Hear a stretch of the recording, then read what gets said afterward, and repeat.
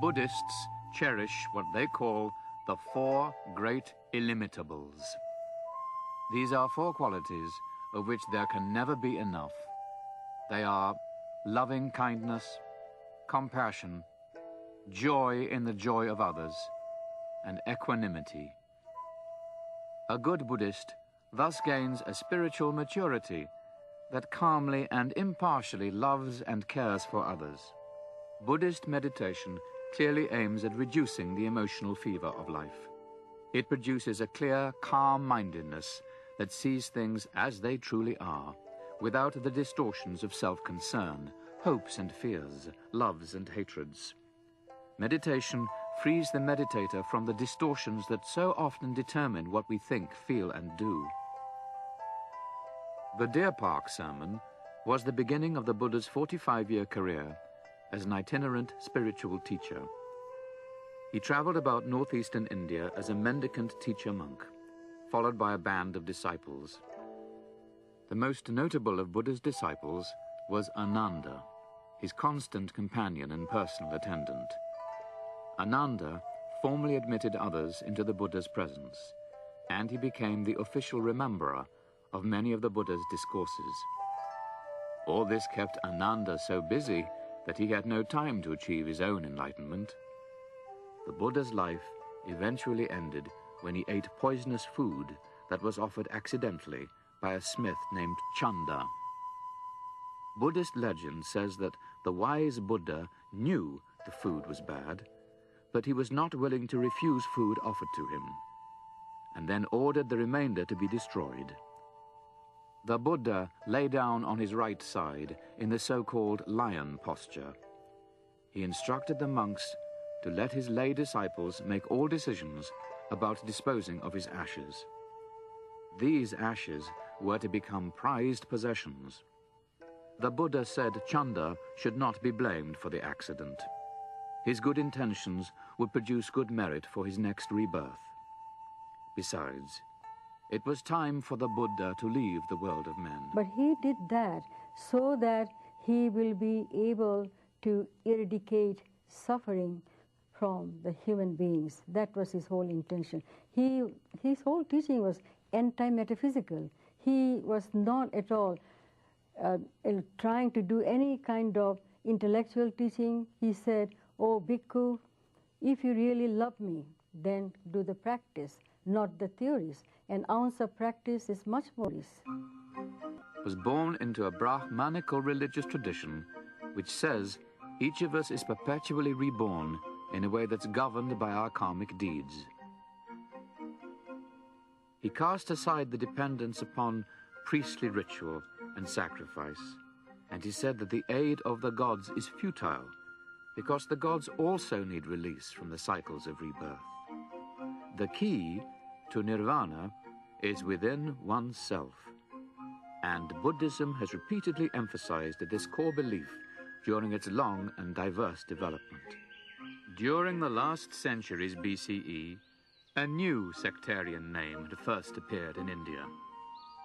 In centuries to come, this name would designate a major new type of Buddhist doctrine and practice. Mahayana, meaning the great or universal means of salvation, would be the name of the Buddhism adopted in China, Korea, and Japan. Mahayana Buddhists began to produce new scriptures. They used the Pali scriptures in much the same way as Christians used the Hebrew scriptures. Mahayana Buddhists believed that the Theravada scriptures had set forth many of the real truths of Buddhism. Buddhas come to earth to save men from their passions, from their appetites, from the ills of samsara. Mahayana scriptures continue to refer to the earthly life of Gautama Buddha. For many people in East Asia, this selection came to be the Lotus, so-called Lotus Sutra. It was this text that has so dominated Japanese Buddhist life, has been extremely important for both Korea and China. The major doctrine behind it is that the Buddhist tradition and the work which the Buddha has done is something which is available to all individuals. So there's a kind of universal salvation doctrine in the Lotus Sutra, which has had enormous appeal through the centuries. The lotus flower is a type of water lily, and it is a widespread and popular Buddhist symbol. The lotus grows up out of the slime and muck in the bottom of a pond, and it blossoms into a very beautiful flower on the water's surface. The lotus is the perfect symbol of a life of purity lived in the midst of a probably during the 3rd or 4th century CE, was translated into Chinese during the 4th and 5th centuries. The Lotus Sutra became the most influential scripture of Mahayana, and it is full of themes that are central to Mahayana beliefs. The main thrust of Mahayana Buddhism was to expand and reinterpret the old Buddhist doctrines, beliefs, and practices. Now was the goal. Desire to progress spiritually. And if you really want to elevate your higher grades of consciousness, then you need to do something. You need to discipline your life, purify your mind, something like if you want to grow a vegetable or flower, you need to cultivate a piece of land. So in the same way, if you want to practice the Dharma, you have to cultivate your mind.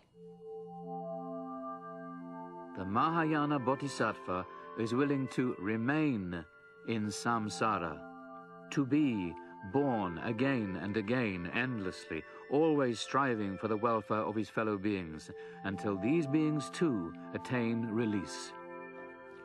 The Bodhisattva, Bodhi means enlightened, Sattva means being, enlightened being.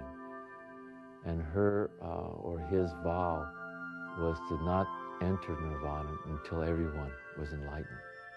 So now this is very important, because we're always doing things for ourselves. But she's waiting for everyone, the whole humanity, to be enlightened before she enters nirvana. So in the front part, you look at her face and she's pretty calm. And then the 3 faces above her face are pretty calm. But as you go clockwise around, the faces become more and more filled with anger, frustration, anxiety, horror, until you come to the last 3.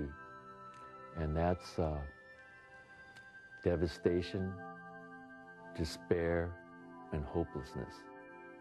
And this is the part where most young people, or even just people, but I'm thinking of the young people, that's where they kill themselves or commit suicide. But what the Bodhisattva wears this as a crown, because this is part of life. And because we have a mind and a body, we're going to encounter this, whether you're a Buddhist or not. So she wears it as her crown, as her path. Though monks and monasteries were still needed, a layperson no longer had to hope to be reborn as a monk. Anyone could follow the bodhisattva path of benevolence, and the highest of all lives became the life of self-giving in the ordinary world. Within Buddhism, a person's karma represents the power of his or her voluntary deed. Evildoer is reborn into unpleasant or painful destinies, and the doer of good. Karma is nothing but volition. So karma is something that all the different actions that we perform through our speech, our deed, and our mind, and those actions, they accumulate different kinds of forces. Some are good, some are bad, some are superior, some are neutral. Good deeds and meditational attainments receive equally fabulous rewards in the higher realms of enjoyment. Life in the very highest level of all, that of neither perception nor non-perception, lasts for 84,000 ages, or kalpas. Even though such a long existence may seem to last forever, it does come to an end at last. 100 years in the heavens of enjoyment seems to last no longer than a human day. So the years slip by rapidly until the enjoyer of bliss, a deva or god, is reborn in human form. This happens when one exhausts the store of merit produced by good deeds as a human being, just as purgatorial sufferings end when one exhausts the evil karma that produced them.